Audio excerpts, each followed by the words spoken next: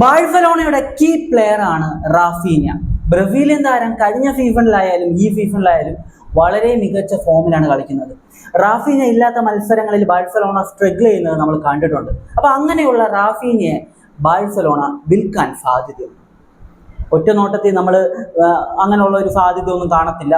റാഫീഞ്ഞയെ Barcelona വിൽക്കത്തില്ല എന്ന് നമുക്ക് ഉറപ്പിച്ച് പറയാൻ പറ്റും. എന്നാൽ ഇപ്പോൾ goal.com ഉൾപ്പെടെ ചില മാധ്യമങ്ങൾ ബാഴ്സലോണ ചില സാഹചര്യങ്ങളിൽ റാഫീഞ്ഞയെ വിറ്റേക്കാം എന്ന രീതിയിൽ റിപ്പോർട്ടുകൾ നൽകിയിട്ടുണ്ട്. അപ്പോൾ നമുക്ക് ആ റിപ്പോർട്ടുകൾ വിശദമായിട്ട് നോക്കാം. അപ്പോൾ വീഡിയോയിലേക്ക് പോകുന്നതിന് മുമ്പ് ഒരു കാര്യമേ പറയാനുള്ളൂ, ജസ്റ്റ് ചാനലും സബ്സ്ക്രൈബ് ചെയ്തേക്കാം. നമ്മൾ സ്ഥിരമായിട്ട് വീഡിയോ ഇടുന്ന ഒരു ചാനലാണ്. ജസ്റ്റ് ചാനലിൽ കയറി നോക്കിക്കഴിഞ്ഞാൽ നിങ്ങൾക്ക് മനസ്സിലാക്കാൻ കഴിയും. അപ്പോൾ വീഡിയോയിലേക്ക് കിടക്കാം. അതായത് റാഫീഞ്ഞയുടെ ഈ സീസണിലെ അവസ്ഥ എന്താണെന്ന് വെച്ച് കഴിഞ്ഞാൽ 31 മത്സരങ്ങൾ ആള് ബാഴ്സലോണയ്ക്ക് വേണ്ടി കളിച്ചിട്ടുണ്ട്. അതിൽ നിന്ന് 19 ഗോൾ, അതുപോലെ തന്നെ 8 അസിസ്റ്റും ആൾ പ്രൊവൈഡ് ചെയ്തിട്ടുണ്ട്. കഴിഞ്ഞ സീസൺ ഒരു സൂപ്പർ സീസൺ ആയിരുന്നു, അതിനെക്കുറിച്ച് പറയാനേ പറ്റത്തില്ല. വേറെ ലെവൽ സീസണാണ്. ഈ ഒരു സീസണിലേക്ക് വരുമ്പോൾ ഇഞ്ചുറീസ് ആണ് റാഫീഞ്ഞയുടെ ഈ ഒരു പെർഫോമൻസിനെ ചെറിയ രീതിയിൽ ബാധിച്ചിട്ടുള്ളത്. എന്നാൽ പോലും വളരെ മികച്ചൊരു സ്റ്റാറ്റ്സ് ആണ്. 31 മാച്ചസ്, 19 ഗോള്, അതുപോലെ തന്നെ 8 അസിസ്റ്റ് എന്ന് പറയുന്നത് വളരെ നല്ലൊരു സ്റ്റാറ്റ്സ് ആണ്. പക്ഷേ ഇഞ്ചുറീസ് കാരണമാണ് ആളുടെ ഈ ഒരു ഗോളിന്റെയും അസിസ്റ്റിന്റെയും എണ്ണം കുറഞ്ഞു പോയിട്ടുള്ളത്. അല്ലായിരുന്നെങ്കിൽ അത് വേറെ ലെവലിലേക്ക് മാറുമായിരുന്നു. ഇപ്പോൾ ഒരു ഇഞ്ചുറി കഴിഞ്ഞിട്ട് ആള് റിക്കവറായി തിരിച്ചു വന്നിരിക്കുകയാണ്. ഹാൻസി ഫ്ലിക്ക് എന്ന പരിശീലകൻ ബാഴ്സയിൽ എത്തിയതിനു ശേഷം എൻ്റെയറായിട്ട് റാഫീഞ്ഞയുടെ ആ ഒരു കരിയർ തന്നെ മാറുന്നതാണ് നമ്മൾ കണ്ടിട്ടുണ്ടായിരുന്നത്. റാഫീഞ്ഞയുടെ കരിയർ കുത്തനെ മുകളിലോട്ട് പോയി. എനിക്കിപ്പോഴും ഓർമ്മയുണ്ട്, 2024 ആ ഒരു 25 സമ്മർ ട്രാൻസ്ഫർ വിൻഡോ സമയത്ത് ബാഴ്സലോണ ഫാൻസ് തന്നെ റാഫീഞ്ഞയെ വിൽക്കുക എന്ന് പറഞ്ഞത് ഞാൻ ഇപ്പോഴും ഓർക്കുന്നുണ്ട്. ഒപ്പം ആ ഒരു 11ാം നമ്പർ ജേഴ്സി ആ ഒരു നിക്കോ വില്യംസ് ഇട്ട കുറെ ഫോട്ടോസും പരന്നിട്ടുണ്ടായിരുന്നു. അതിൻ്റെ താഴെ റാഫീഞ്ഞ വന്ന് ഒരു സങ്കടപ്പെടുന്ന രീതിയിലുള്ള ഒരു കമന്റ് ഇടുന്നതും നമ്മൾ കണ്ടിട്ടുള്ളതാണ്. അപ്പോൾ റാഫീഞ്ഞയെ വളരെ ഡിസപ്പോയിൻമെന്റ് ആക്കിയിട്ടുള്ള, പകരമായിട്ട് ഡിസ്റ്റർബ് ചെയ്തിട്ടുള്ള ഒരു സമയമായിരുന്നു ആ ഒരു സമയത്താണ് ഹാൻസി ഫ്ലിക്ക് സാവിക്ക് പകരമായിട്ട് ടീമിലേക്ക് എത്തുന്നത്. സാവി ഉണ്ടായിരുന്ന സമയത്ത് സാവിയാണ് കണ്ടെത്തിയത് റാഫീഞ്ഞയെ. എന്നാൽ ആള് നന്നായിട്ട് യൂസ് ചെയ്യാൻ സാവിക്ക് പറ്റുമോ എന്ന് ചോദിച്ചു കഴിഞ്ഞാൽ എനിക്കത് തോന്നിയിട്ടില്ല. പല മത്സരങ്ങളിലും ഇടയ്ക്ക് വെച്ച് സബ്ബാക്കുമ്പോൾ റാഫീഞ്ഞയുടെ റിയാക്ഷൻസ് ഒക്കെ നമ്മൾ കണ്ടിട്ടുള്ളതാണ്. അപ്പോൾ അങ്ങനത്തെ രീതിയിലാണ് പൊയ്ക്കൊണ്ടിരുന്നത്. അങ്ങനത്തെ ഒരു അവസ്ഥയിൽ നിൽക്കുമ്പോഴാണ് സാവി മാറിയിട്ട് ആ ഒരു പൊസിഷനിലേക്ക് കോച്ചായിട്ട് ഹാൻസി ഫ്ലിക്ക് വരുന്നത്. ഹാൻസി ഫ്ലിക്ക് വന്നതിന് ശേഷം റാഫീഞ്ഞയ്ക്ക് കുറച്ചുകൂടി ഒരു ഫ്രീ ആയിട്ടുള്ള ഒരു റോള് നൽകി. ആള് ലെഫ്റ്റിലും അതുപോലെ തന്നെ മിഡിലും ഒക്കെ ആയിട്ട് കളിക്കുന്ന രീതിയിൽ ഒരു ഫ്രീ ആയിട്ടുള്ള ഒരു റോള് നൽകി. നമ്മൾ ഇതിനെക്കുറിച്ചൊരു വീഡിയോ സെപ്പറേറ്റ് ആയിട്ട് ചെയ്യുന്നതാണ്, ഈ ഹാൻസി ഫ്ലിക്ക് റാഫീഞ്ഞയിൽ ഉണ്ടാക്കിയിട്ടുള്ള മാറ്റത്തെക്കുറിച്ച്. അപ്പോൾ അങ്ങനത്തെ ഒരു റോള് നൽകിയതിന് ശേഷം ഹാൻസി ഫ്ലിക്കിന്റെ കീഴിൽ വേറെ ലെവൽ പെർഫോമൻസ് ആയിരുന്നു റാഫീഞ്ഞ നടത്തിയിട്ടുണ്ടായിരുന്നത്. കഴിഞ്ഞ സീസൺ എക്സ്ട്രീംലി വേറെ ലെവൽ പെർഫോമൻസ്, ഈ സീസണിൽ വളരെ മികച്ച പെർഫോമൻസ് റാഫീഞ്ഞ നടത്തിയിട്ടുണ്ട്. ഇഞ്ചുറിയാണ് റാഫീഞ്ഞയുടെ ആ ഒരു കണക്കുകൾ കുറച്ചെങ്കിലും പുറകോട്ട് വലിപ്പിച്ചിട്ടുള്ളത്. പിന്നെ നമ്മൾ നോക്കുന്ന സമയത്ത് ഇപ്പോഴും പല ആളുകളും, ഞാൻ ഉൾപ്പെടെ പല ആളുകളും വിശ്വസിക്കുന്ന ഒരു കാര്യമുണ്ട്, റാഫീഞ്ഞയ്ക്ക് ഇഞ്ചുറി ഇല്ലായിരുന്നെങ്കിൽ ബാഴ്സ ഇപ്പോൾ സെമി കളിക്കുമായിരുന്നു ചാമ്പ്യൻസ് ലീഗിന്റെ. ഞാൻ ഇപ്പോഴത് വിശ്വസിക്കുന്നുണ്ട്. റാഫീഞ്ഞയ്ക്ക് ഇഞ്ചുറി ഇല്ലായിരുന്നെങ്കിൽ ബാഴ്സ ചാമ്പ്യൻസ് ലീഗ് സെമി കളിക്കുമായിരുന്നു. കാരണം ബാഴ്സയ്ക്ക് ഫിനിഷ് ചെയ്യാൻ, ഗോൾ അടിക്കാൻ കിട്ടിയ അവസരങ്ങൾ ബാഴ്സ ഗോൾ ആക്കിയിട്ടില്ലായിരുന്നു. അത്ലറ്റിക്കോ മാഡ്രിഡിനെതിരെയുള്ള മത്സരങ്ങൾ കണ്ടിട്ടുള്ളവർക്കറിയാം. റാഫീഞ്ഞ ഉണ്ടെങ്കിൽ ഒരു പക്ഷേ ആ ഒരു ലെഫ്റ്റ് വിങ് കുറച്ചുകൂടി സ്ട്രോങ് ആയേനെ, കുറച്ചുകൂടി ഗോൾ അടിക്കാനുള്ള സാധ്യതകൾ വന്നേനെ, ഒരു പക്ഷേ ബാഴ്സ ജയിച്ചേനെ. റാഫീഞ്ഞ കളിക്കുന്ന സമയത്തും റാഫീഞ്ഞ കളിക്കാത്ത സമയത്തും ഉണ്ടാകുന്ന ആ ഒരു മാറ്റം നമ്മൾ ശ്രദ്ധിച്ചിട്ടുള്ളതാണ് ഈ ഒരു സീസണിൽ. അപ്പോൾ ഇങ്ങനെയൊക്കെ ഉള്ളൊരു പെർഫോമൻസ് നടക്കുന്ന ഒരു പ്ലെയറിനെ ബാഴ്സലോണ വിൽക്കാൻ സാധ്യതയുണ്ടോ? സൗദിയിൽ നിന്ന് റാഫീഞ്ഞയ്ക്ക് കിടിലൻ ഓഫേഴ്സ് വരുന്നുണ്ട് എന്നാണ് ഇപ്പോൾ goal.com ഉൾപ്പെടെയുള്ള ചില മാധ്യമങ്ങൾ റിപ്പോർട്ട് ചെയ്യുന്നത്. 90 മില്യൺ യൂറോസ് ആണ് ആ ഒരു പറയപ്പെടുന്ന ഒരു എമൗണ്ട് എന്ന് പറയുന്നത്. 29 വയസ്സാണ് നിലവിൽ റാഫീഞ്ഞയ്ക്കുള്ളത്. 2028 വരെയാണ് കോൺട്രാക്ട് ഉള്ളത്.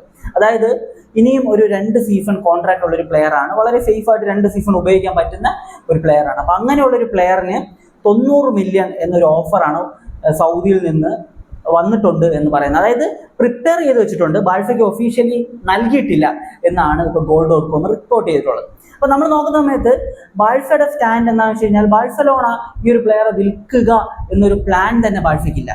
ഹാൻസി ഫ്ലിക്കിന്റെ ഫേവററ്റ് പ്ലെയർ ആണ്. ഹാൻസി ഫ്ലിക്ക് ഇതിനൊരിക്കലും സമ്മതിക്കാനും പോകുന്നില്ല. എന്നാൽ ഫിനാൻഷ്യൽ സിറ്റുവേഷൻ അത് ബാഴ്സയെ സംബന്ധിച്ച് ഇപ്പോഴും അലട്ടിക്കൊണ്ടിരിക്കുന്ന ഒന്നാണ്. കഴിഞ്ഞ 5-6 വർഷങ്ങളായിട്ട് ഇതേ പ്രശ്നമാണ് ബാഴ്സയെ പിന്നോട്ട് വലിക്കുന്നത്. ബാഴ്സയുടെ സ്കോഡ് ഒന്ന് എടുത്തു നോക്കിക്കഴിഞ്ഞാൽ യൂറോപ്പിൽ മറ്റ് ഏത് ടീം എടുത്തു നോക്കിയാലും ആ ടീമിന്റെ 7 അയലത്തെത്തുന്ന ഒരു സ്കോഡ് ബാഴ്സയ്ക്കില്ല. ഇപ്പം നിങ്ങൾ ഏത് ടീമും എടുത്തു നോക്കാം. ലാലിഗയിൽ പോലും നിങ്ങൾ എടുത്തു നോക്കിക്കഴിഞ്ഞാൽ ലാലിഗയിലെ ഏറ്റവും ബെസ്റ്റ് സ്കോഡ്, ഏറ്റവും ഡെപ്ത് ഉള്ള സ്കോഡ് അത് ബാഴ്സയുടെ അല്ല, റയലിന്റെ ആണ്. അത് കഴിഞ്ഞാൽ അത്ലറ്റിക്കോ മാഡ്രിഡിനെയാണ്. അത് കഴിഞ്ഞ് മാത്രമേ നമുക്ക് ബാഴ്സയെ പറയാൻ പറ്റത്തുള്ളൂ. ആ ഒരു സിറ്റുവേഷൻ ആണ് ലാലിഗയിൽ തന്നെ ഉള്ളത്. പക്ഷെ എന്നിട്ടും ഹാൻസി ഫ്ലിക്കിന്റെ മികവ് കൊണ്ട് ബാഴ്സ കപ്പുകൾ അടിക്കുന്നു. ഇപ്പൊ ലാലിഗ ഓൾമോസ്റ്റ് ഉറപ്പിച്ചു കഴിഞ്ഞാൽ അടുത്ത മാച്ച് ജയിച്ചു കഴിഞ്ഞാൽ ഈസി ആയിട്ട് ലാലിഗ തൂക്കാവുന്നതേ ഉള്ളൂ. അപ്പോൾ ആ രീതിയിലേക്ക് കാര്യങ്ങൾ എത്തിയിട്ടുണ്ട്. അപ്പോൾ ഇത്രയും ഡെപ്ത് കുറഞ്ഞൊരു സ്കോഡ് വെച്ചിട്ടാണ് ബാഴ്സ ഇങ്ങനത്തെ കാര്യങ്ങളൊക്കെ ചെയ്തിട്ടുണ്ടായിരുന്നത്. അപ്പോൾ നല്ല ഡെപ്ത് ഉള്ള, നല്ല രീതിയിൽ ഡെപ്ത് എന്ന് പറയുമ്പോൾ ഓരോ പൊസിഷനിലും മിനിമം 3 പ്ലേയേഴ്സെങ്കിലും വെച്ച് വേണം. ഇപ്പം നിങ്ങൾ നോക്കിക്കഴിഞ്ഞാൽ ഈ ഒരു ചാമ്പ്യൻസ് ലീഗിൽ ഇപ്പോൾ സെമി വന്ന് നിൽക്കുന്ന ടീമുകൾ എടുക്കുക, അത്ലറ്റിക്കോ മാഡ്രിഡ്, അതുപോലെ തന്നെ ബയേൺ മ്യൂണിക്ക്, അതുപോലെ തന്നെ ഈ ഒരു PSG, ഈ ടീമുകളൊക്കെ കഴിഞ്ഞ മത്സരങ്ങളിൽ അവരുടെ സ്ക്വാഡിലെ മിക്ക മെയിൻ പ്ലേയേഴ്സിനെയും സൈഡ് ബെഞ്ച് ഇരുത്തി കളിപ്പിച്ചിട്ടുണ്ട്. കാരണം എന്താ, അവർക്ക് നല്ല സ്കോറുണ്ട്. എന്നാൽ ബാഴ്സയ്ക്ക് അങ്ങനെ പറ്റത്തില്ല. ബാഴ്സ അത്ലറ്റിക്കോ മാഡ്രിഡിനെതിരെയുള്ള മത്സരത്തിന് മുമ്പത്തെ മത്സരത്തിൽ പോലും പെഡ്രീനെയും അതുപോലെ തന്നെ ആ ഒരു ലാമിൻ യമാലിനെയും 90 മിനിറ്റ് കളിപ്പിച്ചു. കാരണം എന്താ വെച്ച് കഴിഞ്ഞാൽ ബാഴ്സയ്ക്ക് ലീഗ് എന്ന് പറയുന്നത് വളരെ ഇമ്പോർട്ടൻ്റ് ആണ്. ഒരു പോയിന്റ് പോലും ഡ്രോപ്പ് ചെയ്യാൻ പറ്റത്തില്ല. ചാമ്പ്യൻസ് ലീഗിലും കളിക്കുകയും വേണം. സ്കോഡിനൊട്ട് ഡെപ്തും ഇല്ല. ഇതാണ് ഏറ്റവും വലിയൊരു പ്രശ്നമായിട്ട് വന്നിരിക്കുന്നത്. അപ്പോൾ ഒരു 100 മില്യണിന് മുകളിലുള്ള എമൗണ്ടിന് റാഫീനിയെ നൽകിയിട്ട് പകരം ആ ഒരു പൊസിഷനിലേക്ക് 2-3 പ്ലേയേഴ്സിനെ ആ ഒരു എമൗണ്ട് കൊടുത്ത് സൈൻ ചെയ്യാൻ പറ്റും. ഇത് ഏതൊരു ടീമും കോമൺ ആയിട്ട് ചെയ്യുന്നൊരു കാര്യമാണ്. അപ്പോൾ ഇത് ബാഴ്സ ചെയ്തേക്കാം എന്നതാണ് റിപ്പോർട്ട് കേട്ടോ. ചെയ്യും എന്നല്ല, ചെയ്തേക്കാം എന്നതാണ് ഈ ഒരു റിപ്പോർട്ടിൽ പറഞ്ഞിട്ടുള്ളത്. ഇതൊരു ഫേക്ക് ന്യൂസ് ഒന്നും അല്ല. നിങ്ങൾക്ക് goal.com പോയി ചെക്ക് ചെയ്യാം. എനിക്കിത് കാണിക്കുന്നതിലൊക്കെ ബുദ്ധിമുട്ടുണ്ട്. അതായത് എനിക്ക് അറിയാൻ മേലെ, ഞാൻ ഈ ഒരു ചാനലൊക്കെ സ്റ്റാർട്ട് ചെയ്ത് എനിക്കിത് എപ്പോൾ കോപ്പിറൈറ്റ് വരും, ഏതൊക്കെ കണ്ടന്റ് ആണ് കോപ്പിറൈറ്റിൽ വരുന്നതെന്നും അറിയാൻ മേല. ഞാൻ കഴിഞ്ഞ വീഡിയോയിൽ ഒരു ഫോട്ടോ കാണിച്ചിട്ടുണ്ടായിരുന്നു. ആ ഒരു മാച്ച് റിപ്പോർട്ട്, മാഞ്ചസ്റ്റർ യുണൈറ്റഡിന്റെയും അതുപോലെ തന്നെ ലിവർപൂളിന്റെ മാച്ചിനെ കുറിച്ചുള്ള പറഞ്ഞിട്ടുള്ള ഒരു വീഡിയോയിൽ ഒരു ഫോട്ടോ കാണിച്ചിട്ടുണ്ടായിരുന്നു. അതുവരെ ഞാൻ കുറച്ച് പേടിച്ചിട്ടാണ് ഇട്ടിട്ടുള്ളത്. എനിക്ക് ഈ സാധനം അറിയാൻ മേല. ഞാൻ അത് കുറിച്ച് നോക്കിക്കൊണ്ടിരിക്കുകയാണ്, ഏതൊക്കെ ടോപ്പിക്കിനാണ്, ഏതൊക്കെ കാര്യങ്ങൾക്കാണ് ഈ ഒരു കോപ്പിറൈറ്റ് വരുന്നത് എന്ന്. ഇല്ലെങ്കിൽ ഞാൻ അവരുടെ ആ ഒരു കാര്യം അതേപോലെ സ്ക്രീൻഷോട്ട് എടുത്ത് നിങ്ങൾക്ക് കാണിക്കാൻ എനിക്ക് പറ്റും.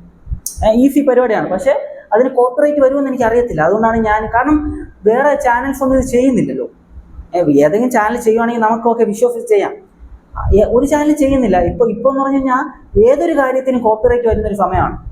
ഞാൻ എല്ലാ ദിവസവും വീഡിയോ ഇടുന്നുണ്ട്. ഇപ്പോൾ കുറച്ച് കഷ്ടമുള്ള പരിപാടിയാണല്ലോ. അപ്പോൾ അത് ചെയ്ത് ഒരു ലെവലിലേക്ക്, കുറച്ച് ചെറിയൊരു ലെവലിലേക്ക് എത്തിച്ച ഒരു ചാനലാണ്. അപ്പോൾ അത് അടിച്ചു പോകാതിരിക്കാൻ നോക്കേണ്ടത് എൻ്റെ ഒരു ഉത്തരവാദിത്വമാണല്ലോ. അപ്പോൾ അത് വെച്ചിട്ടാണ് ഞാൻ ഇത് ഇടാത്തത്. നിങ്ങൾക്ക് ജസ്റ്റ് ഗൂഗിളിൽ പോയിട്ട് നിങ്ങൾ സെർച്ച് ചെയ്താൽ മതി.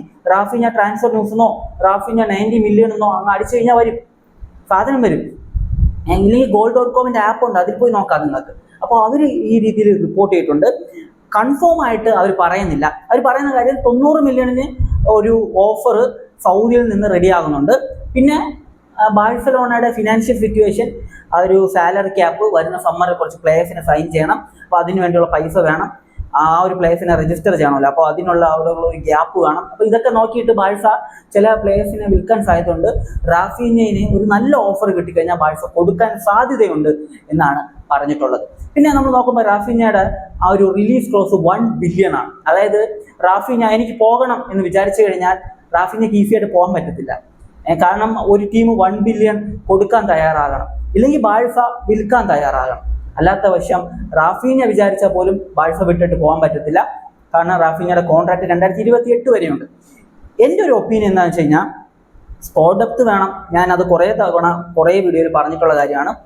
സ്ക്വാഡ് ഡെപ്ത് വേണമെന്ന് വെച്ചിട്ട് ടീമിലെ ഒരു സ്റ്റാർ പ്ലെയറിനെ വിൽക്കുന്നതിനോട് ഞാൻ യോജിക്കത്തില്ല.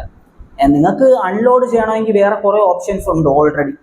നിങ്ങൾക്ക് ലെവൻഡോസ്കിയെ ഒഴിവാക്കാം, ആൾ ഓൾറെഡി കോൺട്രാക്ട് എത്തിയിരുന്നു, ഒഴിവാക്കാം. ഫെറാനെ വേണമെങ്കിൽ നിങ്ങൾക്ക് കൊടുക്കാം, വേറെ പകരം നല്ല 2 സ്ട്രൈക്കേഴ്സിനെ എത്തിച്ചാൽ മതി. ഇങ്ങനെ കുറേ ഓപ്ഷൻസ് ഉണ്ട് ഓൾറെഡി. അതുകൊണ്ട് തന്നെ പിന്നെ ഈ ഒരു സ്ക്വാഡ് ഡെപ്ത് കൂട്ടാനായിട്ട് അങ്ങോട്ടും ഇങ്ങോട്ടും തപ്പി നടക്കേണ്ട ആവശ്യമൊന്നുമില്ല. ഓൾറെഡി അക്കാഡമിയിൽ സൂപ്പർ പ്ലേയേഴ്സ് ഉണ്ട്. ബാഴ്സലോണയുടെ അക്കാഡമി ഒക്കെ, ഞാൻ ഈ അക്കാഡമി പ്ലേയേഴ്സിനെ കുറിച്ച് നല്ല രീതിയിൽ നോക്കുന്ന ആളാണ്. അത് അവരെ കുറിച്ചുള്ള ചെറിയ ചെറിയ വാർത്തകൾ പോലും ഞാൻ കാണുമ്പോൾ ആ പേരൊക്കെ ഞാൻ പോയിട്ട് യൂട്യൂബിലൊക്കെ അടിച്ചു നോക്കി അവരുടെ പ്രൊഫൈലൊക്കെ നോക്കുന്ന ആളാണ്.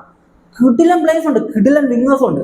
പക്ഷെ പ്രശ്നം എന്ന് വെച്ചാൽ സെന്റർ ഫോർവേഡ് ആയിട്ട് ബാഴ്സയുടെ അക്കാഡമിയിൽ നല്ലൊരു സെന്റർ ഫോർവേഡ് ഉണ്ടോ എന്ന് ചോദിച്ചു കഴിഞ്ഞാൽ ഒരാളുണ്ട്, പക്ഷെ അത് ലോണിൽ കൊണ്ടുവന്നിട്ടുള്ള ഒരു പ്ലെയറാണ്. ഒരു 19 വയസ്സെന്നുള്ള ഒരു പ്ലെയറാണ്, 19-18 വയസ്സെന്നുള്ള പ്ലെയറാണ്, ലോണിൽ കൊണ്ടുവന്നിട്ടുള്ള പ്ലെയറാണ്. അതല്ലാതെ അങ്ങനെ എടുത്തു പറയാൻ സൂപ്പർ ടാലന്റ് എന്ന് പറയുന്ന ടൈപ്പ് ഒരു സെന്റർ ഫോർവേഡ് ഇല്ല കേട്ടോ. വിങ്ങേഴ്സ് ഉണ്ട്, കുറെ വിങ്ങേഴ്സ് ഉണ്ട്, വിങ് ബാക്ക് ഉണ്ട്.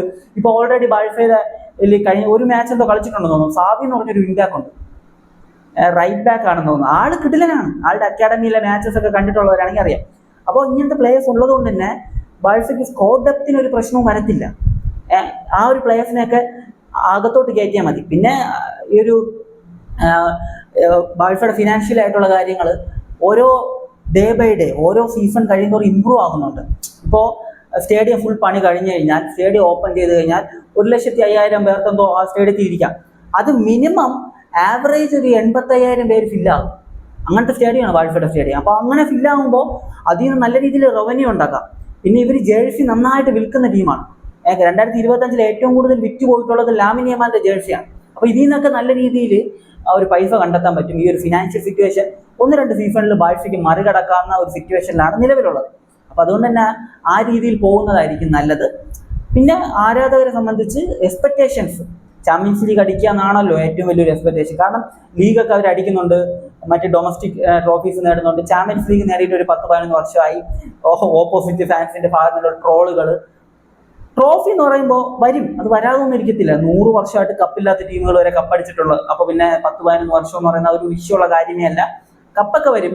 അപ്പോൾ അതൊക്കെ ഫാൻസ് ഓട്ടോമാറ്റിക്കായിട്ട് അവരെ സംബന്ധിച്ച് ഇമോഷൻ ആണല്ലോ. അതുകൊണ്ട് തന്നെ അവർ ആ രീതിയിൽ പ്രതികരിക്കും. അതൊരു പ്രശ്നമായിട്ട് കാണേണ്ട ആവശ്യമേ ഇല്ല. ഈ ഒരു പ്രോസസ്സ് അങ്ങനെ തന്നെ കൊണ്ടുപോയി കഴിഞ്ഞാൽ ഫിനാൻഷ്യലി ബെറ്റർ ആകാം, ഒപ്പം സ്കോർ ഡെപ്തും കൂട്ടാം എന്നതാണ് എൻ്റെ ഒപ്പീനിയൻ. സ്കോർ ഡെപ്ത് കൂട്ടണം എന്നതുകൊണ്ട് തന്നെ റാഫീഞ്ഞയെ പോലൊരു സ്റ്റാർ പ്ലെയർ വിൽക്കുന്നതിനോട് ഞാൻ യോജിക്കുന്നില്ല. നിങ്ങളുടെ ഒപ്പീനിയൻ, നിങ്ങൾ ഇതുവരെ ഈ വീഡിയോ കണ്ടിട്ടുണ്ടോ എന്ന് എനിക്കറിയാമല്ല, നിങ്ങളുടെ ഒപ്പീനിയൻ എന്താണെങ്കിലും അത് കമന്റ് ചെയ്യുക. ഒപ്പം ഞാൻ ആദ്യം പറഞ്ഞ പോലെ ചാനൽ ഒന്ന് സബ്സ്ക്രൈബ് ചെയ്യുന്നത് പരിഗണിക്കുക. അപ്പോൾ മറ്റൊരു വീഡിയോ ആയിട്ട് കാണുന്നതായിരിക്കും. ബൈ ബൈ വിത്ത് ഫുഡ് സ്റ്റാർ.